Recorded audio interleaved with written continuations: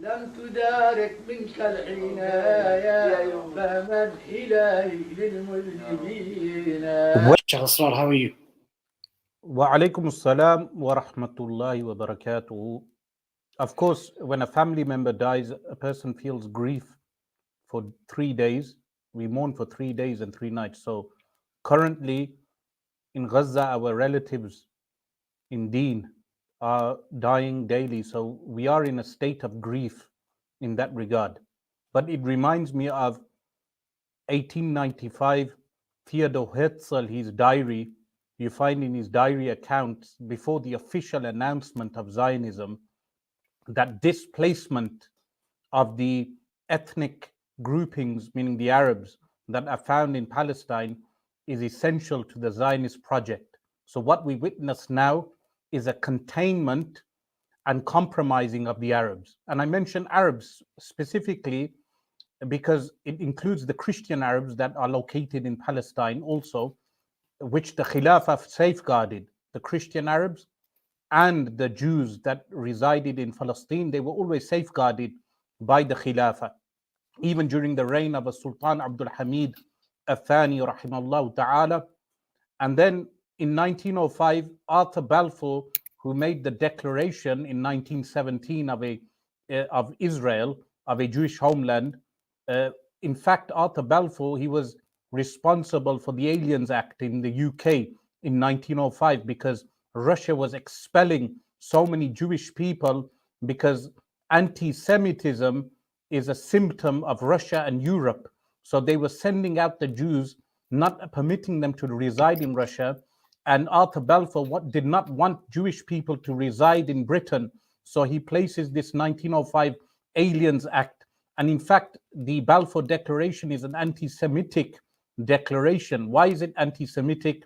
Because in its essence, it accepts a Jewish conspiracy that the Jews control the world. And therefore, the British government needs to follow the Zionist philosophy in determining a home place for the Jewish population. While in Islam, we've never had anti-Semitism. The Jews lived side by side in Spain, the Sephardic Jews, and the Jews were welcomed by Sultan Abdul Hamid as Ahlul Dhimma, people of protection. Then we fast forward with the containment and compromising of Arabs to our modern time in Gaza. That diary of Theodor Herzl relates to the current situation also, because displacement of Ahlul Gaza, displacing them from Gaza, entails that you repopulate that same area with other peoples from around the world, the diaspora, what they refer to as the Jewish diaspora of different ethnicities, not a homogeneous group. They are not an ethnic homogeneous group. They are various different ethnicities.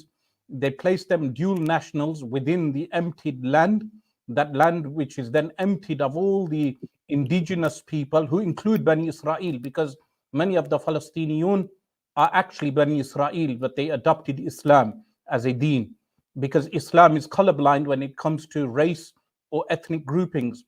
So now the current situation, the containment of the Arabs, and also what I mentioned, the compromising of the Arabs, is it comes out in the current nation states that we have, like Jordan, where Jordan is compromised, UAE is compromised. You have misguided fatwas of Abdullah bin Bayya, who is 1 foot in the grave and has no shame in front of Allah subhanahu wa ta'ala, and his student Hamza Yusuf, who does not condemn Abdullah bin Bayya for his misguided verdict in validating a recognition of the state of Israel, mixing bananas and oranges between Hudna, which is a ceasefire, and a ceasefire and a peace agreement, meaning total acceptance of Israeli hegemony around the region and accepting Jerusalem as the capital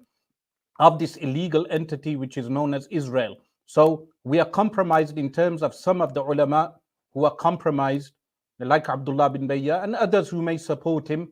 But how do we counter this compromising of some of the nation states who salute flags, they worship flags and constitutions and they accept a paper currency which does have its roots with bankers who bought up some of the land in the 1890s in Palestine. They actually bought up land to allow settlers to come and settle in that land. And then you have American foreign policy, which is also compromised by the Israeli lobby.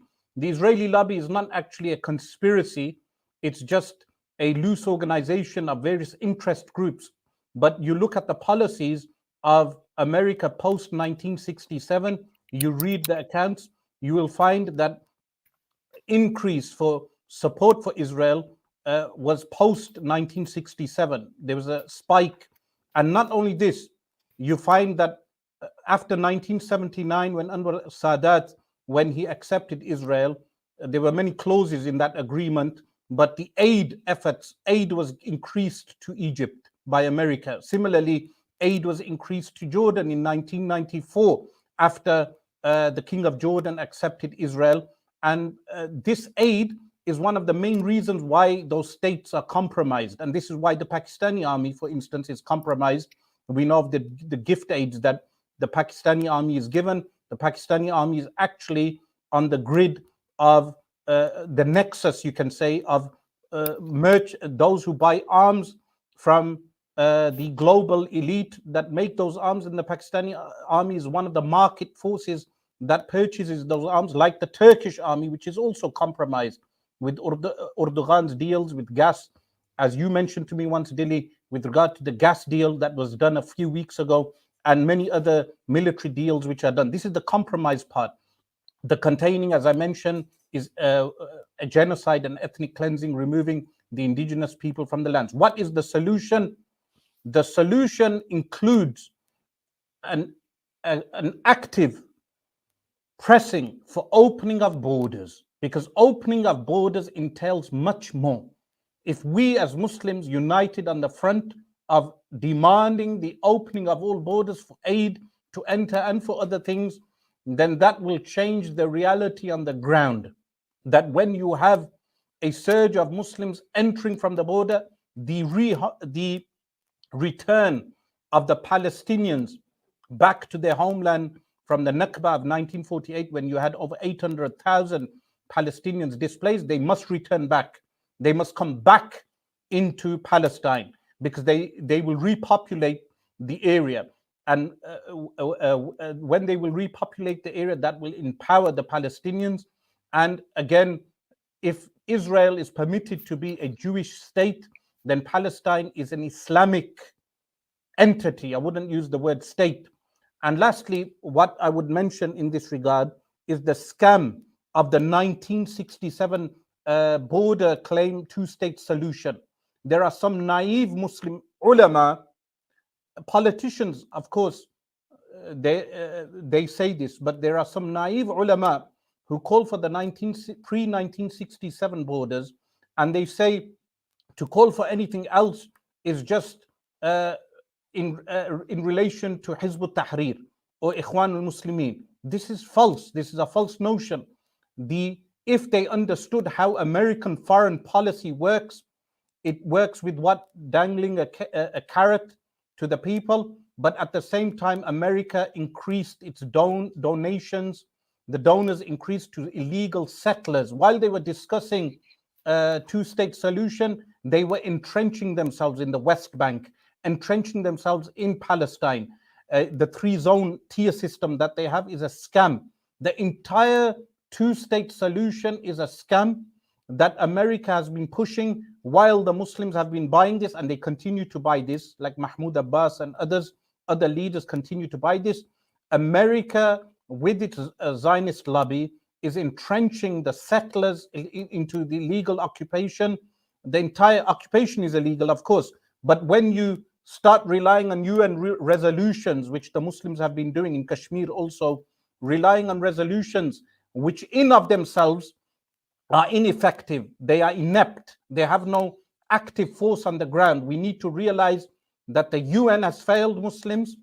The UN gave 55% of Palestine in 1948 in May 1948 to Israel, to the illegal entity. So the UN was culpable in giving the very entity that the land of Palestine to the illegal state. This same entity, the UN, is what it has it's vacuous. It's just statements that they give. And when we Muslims realize that we need to establish our own autonomy min Allah, from Allah, and that entails the re-establishment of the Khilafah as Jerusalem as the capital. That needs to be announced en masse, that we and as Muslims announce Jerusalem as the capital of the Muslim Khilafah, and the Jews are welcome to stay.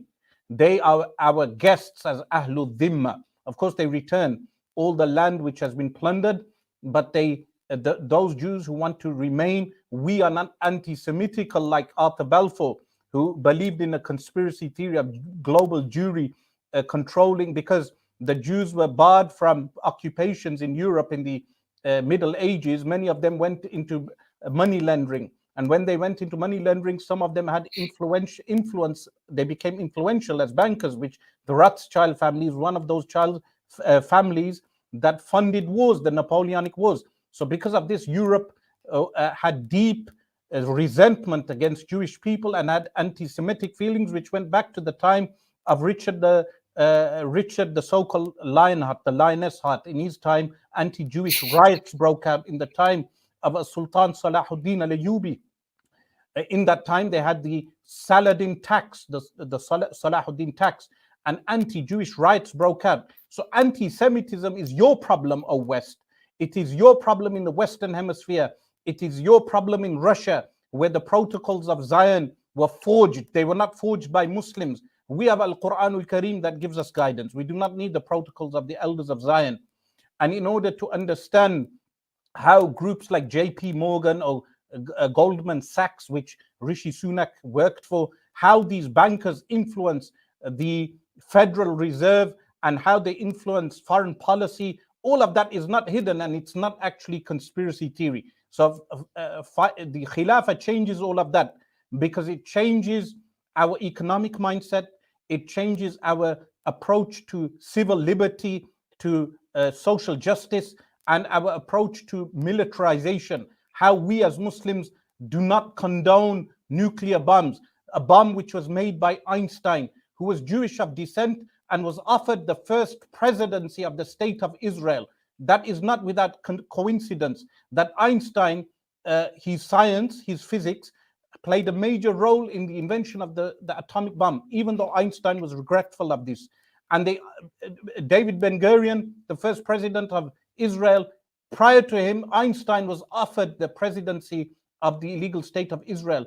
The nuclear bomb, Muslims would never have thrown that, but the USA threw that nuclear bomb on Japan. So a country like the USA, which can throw nuclear bombs on its enemies, do not expect mercy from such a system, from such an entity that has no mercy on its enemies, which we witnessed with the Hiroshima and Nagasaki. And that is why it comes to no surprise that there is unrelenting force being used in Gaza today, with warships being placed on the Mediterranean against a civil population in the largest open air prison in the world. But the solution is an intellectual intifada, where our minds wake up. Now, some of the youngsters, they're saying a call for jihad. Let me tell you a fiqh rule. A fiqh rule, which I was reading today in Al-Lubab when teaching the class, is that at-taklif ala hasbil what? At-taklif, meaning being obliged to do something, is in accordance with ability. In accordance with ability. So the fard of jihad falls upon those military groups that have the ability, not upon civilians. Not upon civilians. Because lone wolves, they become the target of what? Of intelligence services. Intelligence agencies, they infiltrate all these jihadi groups. They have people imprisoned and they misguide many young people. Therefore, work according to your ability. And the first step is the intellectual intifada. We need an intifada, but that intifada needs to be intellectual. That is a perfect cue for Roshan to play the next video, which is Netanyahu explaining what the caliphate is to Piers Morgan during the CNN interview. Roshan, can you please play that? Because The people who want us out, they don't want any Western presence here. And guess what? Increasingly, they don't want any Western presence here either. They have dreams of reestablishing the caliphate. Asrar, over to you. Why do you think that is a genuine fear or concern to Western governments and state leaders and those who run the echelons of the international system, whether it be financial, political, or otherwise, or is this just fear mongering? What do you think?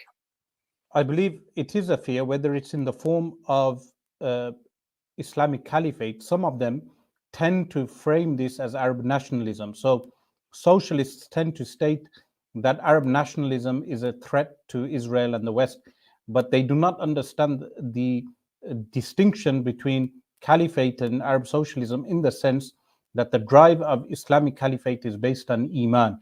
And when you have a strength of Iman, it can, what they fear is a pan-Islamism, what they refer to as pan-Islamic thought, something that transcends nationalism, something that's not limited to the borders of any country. And it also means an overhaul of the financial system. And that is a greater threat for the West, because at the moment, Europe is hungry. And when the white man is hungry, they become warmongers. And that is what they have been doing throughout their history, from Portugal, Vasco da Gama and the naval crusades, and Columbus and his search for India for spices and gold, in order to, if you check his diaries, Columbus's diaries, 1492 was the year when the Muslims, just a few months earlier, before Columbus's voyage, the Muslims had been removed from Spain. So that's not taught in your English history classes, that the Muslims had just been removed. And then Columbus went to sail for gold in India, to retrieve gold for what? For the reconquering of Jerusalem. So wars are also economical, and a caliphate entails the end of the Federal Reserve. It entails the end of the Bank of England and its control of capital, and its control of finance, and its control of the petrodollar, the control of petrol, oil in the Middle East, and so many different things. It has so many ramifications, implications, in the fact that if there is what they refer to as a pan-Islamic movement that transcends any one group, it transcends one political movement, it goes into the entire ummah. And that is, of course, will be viewed definitely as a danger, because if North America can feel threatened by Europe, when Europe unites, a conglomerate of nations, or even by China, the perceived threat from China, I would say, the perceived threat from China, or the perceived threat from Russia, if there is an actual movement to unite the nation states and obliterate really the system that controls the mind, meaning you look at all these Turkish nationalists, Pakistani nationalists, various types of nationalists, so brainwashed to the point that they believe that one nation is more important than the entire ummah. Once that concept is removed, that does become a global threat for Western ascendancy.